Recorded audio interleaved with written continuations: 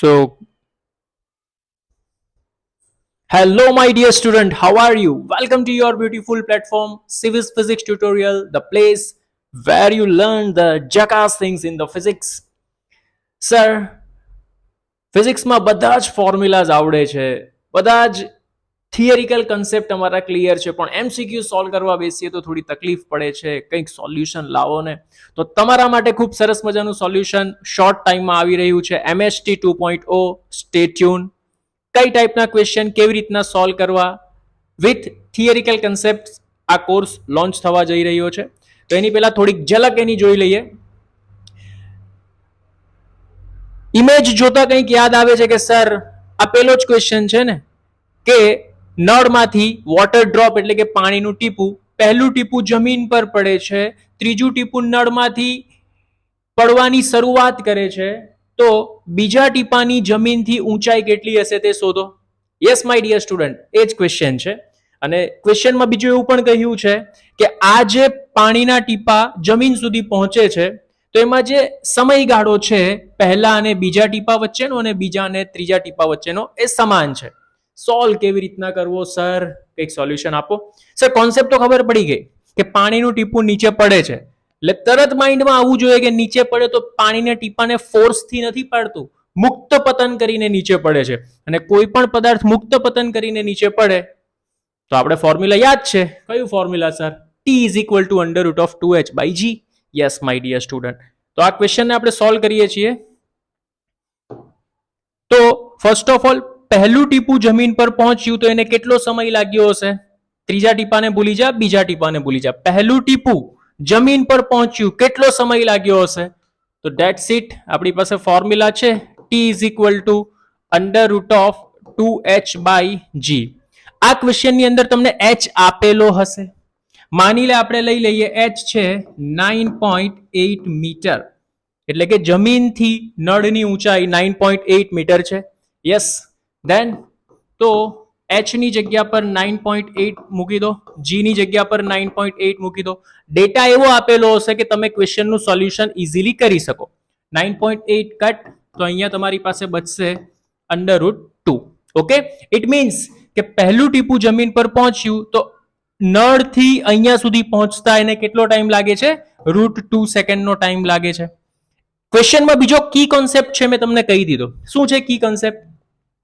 કે બંને ટીપા સમાન સમયગાળામાં પડે છે, અંતરાલ સમાન છે. ઇટ મીન્સ કે ટોટલ ટાઈમ √2 છે. આ સમાન છે તો બે ભાગમાં કન્વર્ટ કરી દો, એટલે આને અહીંયાથી અહીં પહોંચતા √2/2, આને અહીંયાથી અહીં પહોંચતા √2/2 સમયગાળો લાગશે. ઇટ મીન્સ કે આ જે સમયગાળો આને આપણે T1 કહીએ અને આને આપણે T2 કહીએ, તો T1 અને T2 આપણી પાસે નતા, મળી ગયા.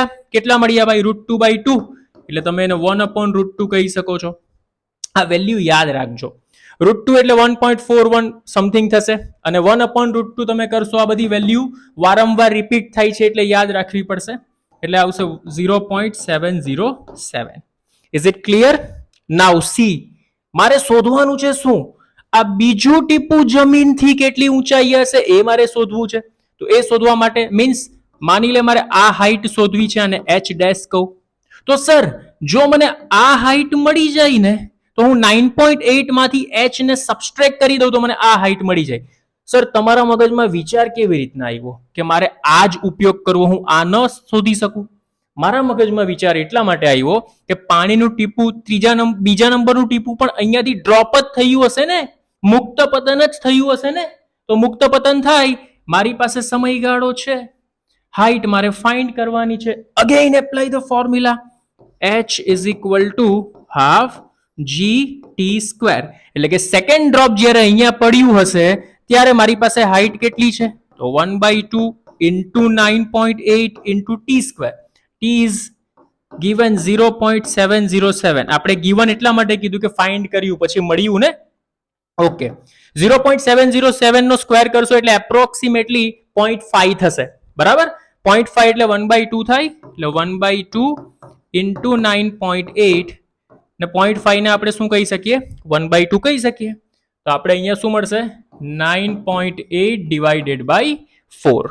બરાબર 9.8 ડિવાઇડેડ બાય 4 કરી દો 9.8 ડિવાઇડેડ બાય 4 કેટલું થાય છે તે એપ્રોક્સિમેટલી 10 કરી દો ને 10 ડિવાઇડેડ બાય 4 એટલે કેટલું થશે 2.5 બરાબર એટલે આ હાઈટ મને મળી ગઈ 2.5 ટોટલ છે 9.8 અને આ છે 2.5 સબસ્ટ્રેક્ટ કરી દો જે આવે છે તમારો આન્સર બરાબર માની લે આને 10 લઈ લે બરાબર તો 10 માંથી 2.5 સબસ્ટ્રેક્ટ કરો એટલે 7.5 આન્સર આવશે તો 7.5 ની અરાઉન્ડ તમારો જે એપ્રોક્સિમેશનમાં આન્સર હોય તે તમારો એક્ઝેક્ટ આન્સર આવી જશે બરાબર 9.8 લેશો તો 7.5 કરતા લેસ આવશે ઇઝ ઇટ ક્લિયર તો આવા સરસ મજાના કોન્સેપ્ટ વિથ થિયરી સાથે સોલ્વ કરવા માટે સીવી સર લાવી રહ્યા છે એમએસટી 2.0 સ્ટે ટ્યુન એ એમએસટી 2.0 ની અંદર આપણી એપ્લિકેશન ઉપર તમે જઈ શકો છો ગૂગલ પ્લે સ્ટોરમાં સર્ચ કરજો સિવિલ ફિઝિક્સ ટ્યુટોરિયલ એટલે તમને પહેલું જ એપ્લિકેશન આપણી આવી જશે એપ્લિકેશનને ડાઉનલોડ કરજો